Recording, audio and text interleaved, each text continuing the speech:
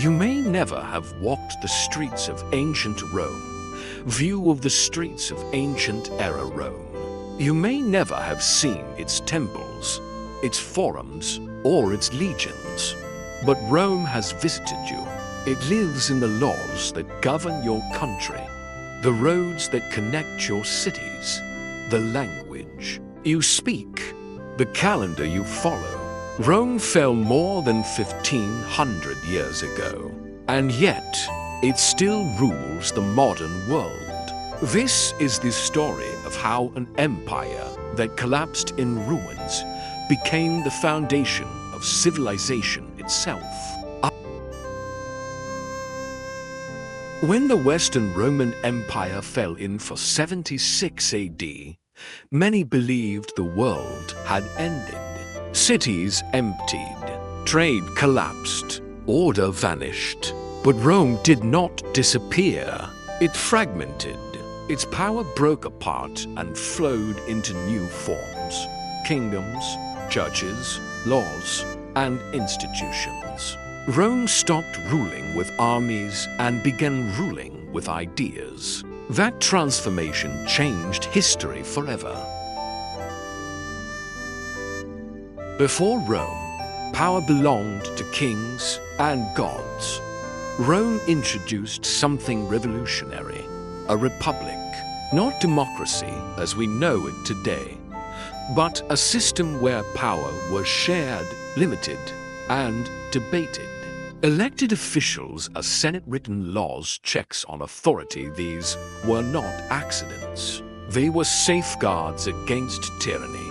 Modern parliaments, congresses, and senates are not inspired by Rome.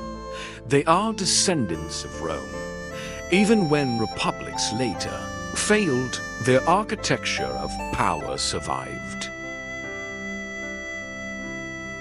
Rome conquered lands with legions, but it conquered time with law.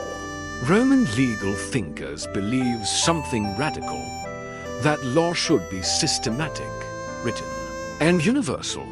From Rome came property rights, contracts, legal procedure, legal precedent. Much of European law today is built directly on Roman legal codes.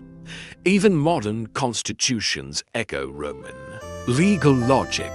Armies collapse, borders change, law endures. Rome didn't just rule people.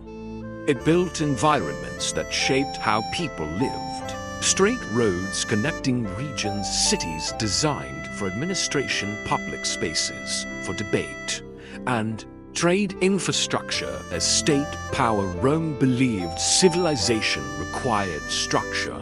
Modern cities still follow Roman logic. Grids, forums becoming plazas, government buildings at city centers. Every time you walk through a capital city, you are walking through Rome's blueprint. Rome's influence is embedded in everyday life. Latin became the foundation of English, French, Spanish, Portuguese, Italian. Legal, scientific, medical, and academic language remains deeply Roman.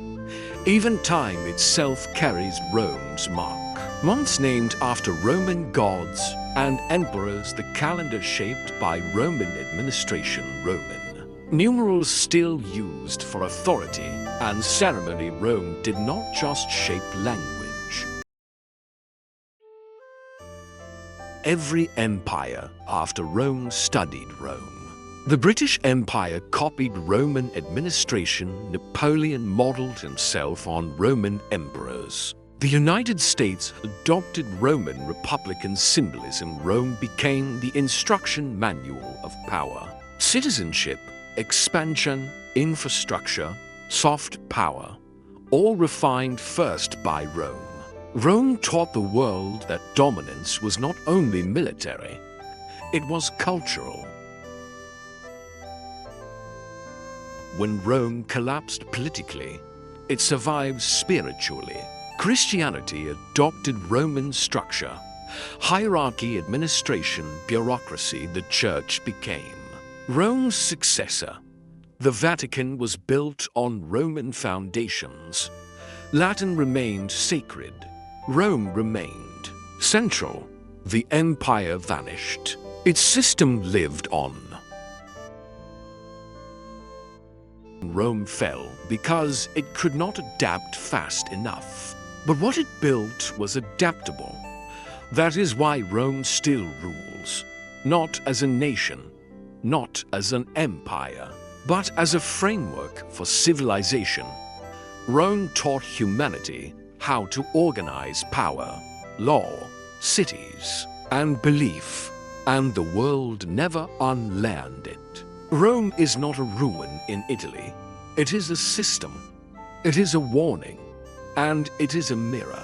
Every modern society carries Rome within it, for better and for worse. Rome no longer commands armies, but it still commands the world.